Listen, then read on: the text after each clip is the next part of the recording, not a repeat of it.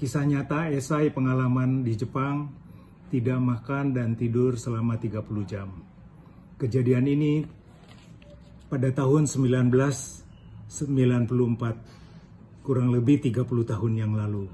GM saya, seorang alumni pampasan perang Jepang dari Toyota Astra Motor, menginstruksikan kepada saya, karena kamu sering pergi ke Jepang, untuk kali ini jangan menggunakan taksi karena biaya taksi 20.000 yen setara dengan 2 juta rupiah sangat mahal.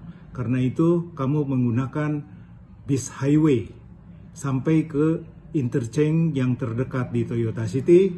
Dari situ boleh menggunakan taksi sampai ke dormitory. Saat itu high season, sehingga flight ke Nagoya full. Akhirnya booking flight Narita Airport. Tiba jam yang sama, jam 7 pagi, tapi next flight connected ke Nagoya jam 7 malam. Sehingga saya 12 jam ada di dalam airport untuk next ke Nagoya. Pada jam 12 siang, saya keluar untuk mencari makan sambil berwisata. Saya naik kereta api 3 stasiun dari Narita Airport menuju ke Narita Zang. Tempatnya di sana sama seperti di Kyoto. Kuilnya sangat besar, luas sekali. Peninggalan zaman Edo. Setelah selesai wisata, saya kembali lagi untuk check-in, menunggu flight jam 7 malam. Perjalanan menuju Nagoya Airport kira-kira 1 jam. Estimasi tiba keluar dengan bagasi jam 20.30. Langsung menuju halte bus tujuan Toyota City 1 jam. Estimasi jam 21.30 tiba. Lanjut dengan taksi menuju dormitory 20 menit. Saat naik bus highway, saya melihat biaya naik bis ongkosnya 1.300 yen. Konversi sekarang kurang lebih 140.000 rupiah. Setelah membayar ongkos bus dari dompet travel, konsentrasi pada koper besar, koper kabin, dan troli, langsung menuju taksi. Segera sadar mencari dompet travel, karena selain uang, ada dokumen paspor, visa, dan lain-lain. Uang dalam dompet terdiri dari uang rupiah, sisa bayar fiskal dan transport, uang dolar untuk preparation dan winter allowance, uang yen untuk biaya hidup selama 7 minggu di Jepang. Total kurang lebih 400.000, serta spare money 100.000 yen. Dikonversikan dalam rupiah 50 juta lebih. Saya panik tidak menemukan dompet.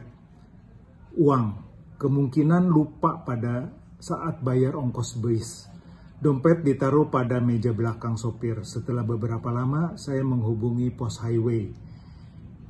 Diproses untuk menunggu 40 menit. Bus tiba di terminal Okazaki. Waktu sudah menunjukkan 20.30. Alhasil, petugas melaporkan dompet tidak ditemukan dan penumpang semua sudah turun. Naik taksi dari highway interchange ke dormitory. Walaupun tidak punya uang, setiba di dormitory, saya pinjam uang 2.000 yen untuk bayar taksi. Check-in dormitory, bawa koper troli ke lantai 4, naik tangga, tenaga habis, badan lunglai, rebahan di tatami tanpa nafsu makan sudah hilang. Walaupun tadi siang makan jam 12, sekarang pun sudah hampir jam 12 malam, tapi mata sudah sulit dibuka. Pikiran dan otak masih bekerja, memikirkan kejadian naik bis di mana kelalaian saya sampai terjadi. Penyesalan demi penyesalan berputar di kepala, gelisah tanpa makan dan mandi. Matahari terbit lebih awal, ternyata sudah pagi. Harus greeting pada host di head office Toyota Motor Corporation. Pagi ini lanjut dengan lecture sebagai interpreter. Perlu konsentrasi walaupun terbata-bata. Akhirnya tiba saat makan siang karena badan pikiran belum stabil. Maka saya tidur di ruang kelas. Jam makan pun terlewati. Terpikir dalam ingatan bagaimana melewati hari esok. Sampai 7 minggu ke depan tidak punya uang untuk makan. Setelah siang itu, saya harus pindah ke ruang lain dan kontak beberapa teman dekat orang Jepang, menceritakan kejadian kemarin. Anehnya, semua orang Jepang memberikan jawaban yang hampir sama, yaitu, sudah, jangan pikirkan uang kembali. Orang Jepang sekarang lebih banyak yang tidak jujur, terutama yang muda-muda. Misalnya, dompet ditemukan pun uangnya sudah tidak ada, karena ditemukan oleh orang ketiga. Sadar akan cobaan ini, saya berdoa dalam hidup ini. Bila timbangan baik saya lebih banyak daripada dosa, maka saya yakin hasilnya baik. Pada penerbangan domestik Narita Nagoya, tidak tersedia makan malam, serta tidak bisa tidur sampai matahari terbit. Siang pun lemas tertidur di bangku. Sore hari jam 16, tiba-tiba ada berita masuk dari host division bahwa saya harus menghubungi seseorang dengan nomor luar kota. Saat dihubungi, dia mengatakan bahwa kami naik bis highway yang sama dari Nagoya, sambil masing-masing memperkenalkan diri. Ibu itu bernama Suzuki, berusia 60 tahunan. Saya dari Indonesia kehilangan dompet, entah di mana. Setelah saya bercerita ciri-ciri data diri, saya bertanya, apakah di dalam dompet masih ada uangnya? Dijawab, tidak tahu dan tidak mengerti, walaupun sudah bertanya 3 kali. Harapan saya mendapat jawaban pasti, pupus harapan. Setelah jam 18, saya mendapatkan teman yang mau mengantar ke rumah Ibu Suzuki di Okazaki. Tiba sekitar jam 7 malam. Setelah salah masuk ke rumah orang 3 kali yang bernama sama Suzuki, Ibu Suzuki konfirmasi lagi data saya. Dia masuk untuk mengambil dompet ke dalam dan kami duduk di atas kayu pintu masuk. Tak lama kemudian, dompet travel berwarna silver diterima. Diminta dibuka dengan pesimis. Ibu Suzuki berkata lagi, saya tidak tahu isinya. Alangkah terkejutnya bahwa paspor dan uangnya utuh. Ibu Suzuki mengatakan, dia pulang dari Amerika dengan bis yang sama. Saya masih banyak kebaikan daripada dosa. Amin.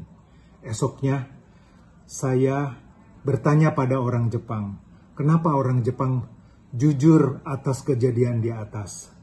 Jawabnya sama, karena orang Jepang tidak mau menyusahkan orang lain dan berpikiran panjang. Apakah orang yang kehilangan uang besar bisa hidup? Apakah anak istrinya bisa makan dan bersekolah? Pesan moral, orang Jepang tidak mau menyusahkan orang lain dengan istilah bahasa Jepangnya gomeiwaku wo kakenai yo ni. Sistem ini sudah diterapkan sejak usia dini, di rumah dan di sekolah. Dimulai dari baris, tidak saling serobot, menghargai hak orang yang datang lebih awal.